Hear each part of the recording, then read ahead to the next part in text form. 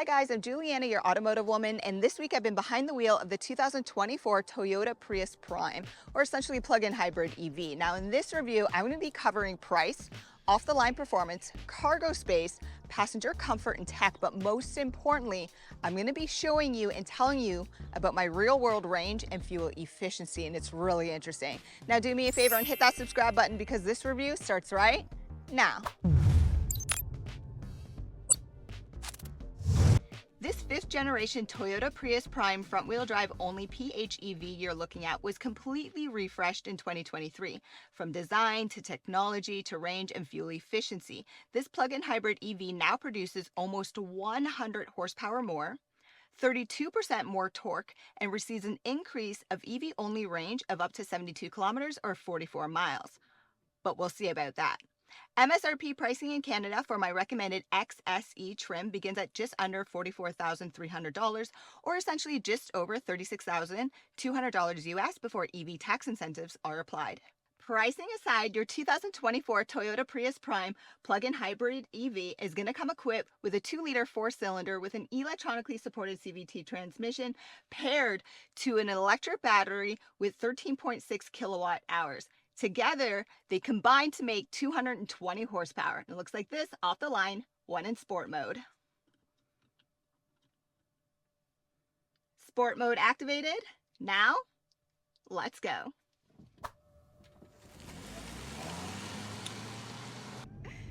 EVs are always a lot of fun off the line, but throttle mashing is never good for fuel efficiency or range efficiency.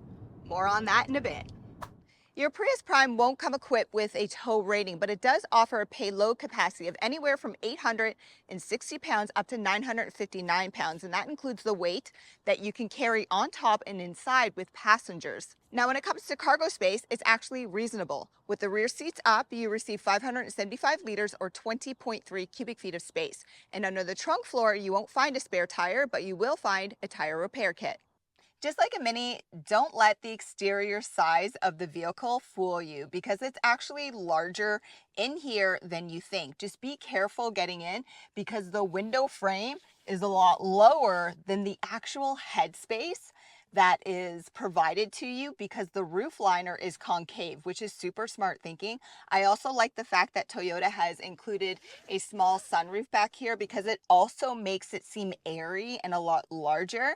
Now, that aside, these seats are fixed, meaning they don't slide forwards or backwards. Of course, they just fold in their 60/40 split configuration. And big bonus, in the XSE trim and above, these rear seat positions are actually heated. Amazing. But storage absolutely sucks and can be improved. But what I love is the connectivity. So you receive 2 USB-C ports and 1 2-prong traditional outlet. Before I hit the road to tell you about my EV range and fuel efficiency for the week, I'm going to quickly cover comfort and technology. So first, again, this is the XSE trim, and you're going to receive a small sunroof, which is manual to open. The passenger seat is manually operated as well, but the driver seat is power operated. Both seats are heated. The steering wheel is also heated, and on the left-hand side, you'll find your Bluetooth, your voice commands, and your audio buttons. You could also customize your fully digital driver cluster.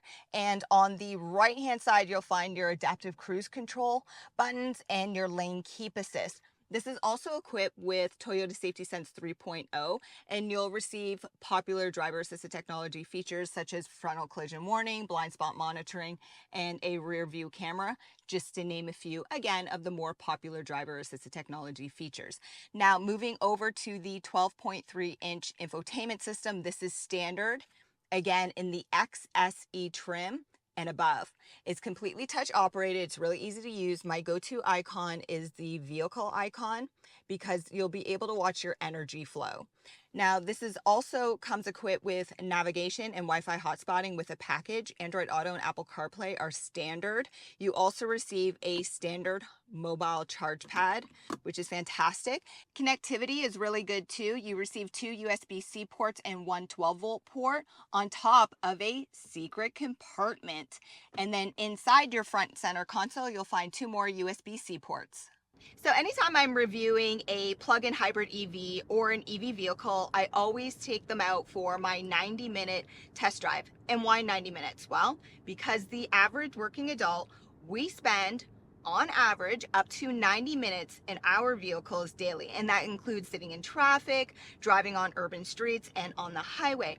And because this is an efficiency test, I activated eco mode and made sure I had braking regen activated as well. And this is what happened. When I began my test drive, I selected the EV only mode. Toyota estimates the Prius Prime to offer anywhere from 64 kilometers or 39 miles with the 19-inch wheel and tire package, and up to 72 kilometers or 44 miles of EV only range with the 17-inch wheel and tire combination. Because this vehicle currently has winter tires on and the weather is unseasonably cold at 8 degrees Celsius or 46 Fahrenheit, I was only able to achieve a total EV range of 55.4 kilometers or 34.4 miles. When my battery was depleted and hybrid mode kicked in automatically and seamlessly, I averaged 2.9 liters per 100 kilometers or 81 miles per gallon. In 90 minutes, I traveled a total distance of 103.8 kilometers or 64.5 miles. As for charging, using a level 1 at-home charger, it took 9 hours and 10 minutes. When I plugged into a level 2 public charging tower with a 5 kilowatt hour output, it illustrated a time of 5.5 hours. Lastly, here's a bonus fast fact for you. Although you're able to use EV mode if you run out of fuel with your Prius Prime, Toyota recommends always leaving a bit of fuel in the tank so the hybrid EV system can operate effectively and efficiently. 2024 Toyota Prius Prime, or essentially plug-in hybrid EV, final impressions. And I have to say, this vehicle has by far been my least favorite Toyota, but I'll tell you why. I really don't like my seating position.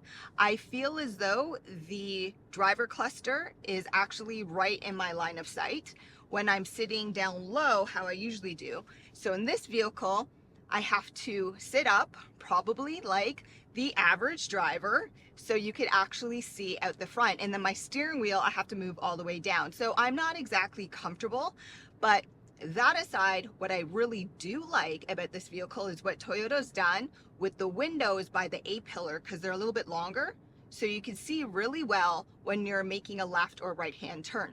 So again, if I sat like the average driver, which is up higher, it wouldn't be bad. But for me, it's not exactly my favorite, but the rest of the visibility is fine out the sides. Out the back, you have a small blind spot, but remember you have Toyota Safety Sense 3.0 and it comes with blind spot monitoring, so that's really, really helpful. The overall drive is comfortable, great turning radius. It is really smooth. Noise cabin quality can be improved, but I do have winter tires on, so that never helps. And of course, in my opinion, Toyota is doing the best hybrid system in the business. It works really, really, really well. And remember, my fuel and EV range wasn't as good as they advertised, but again, it's unseasonably cold and winter tires doesn't help.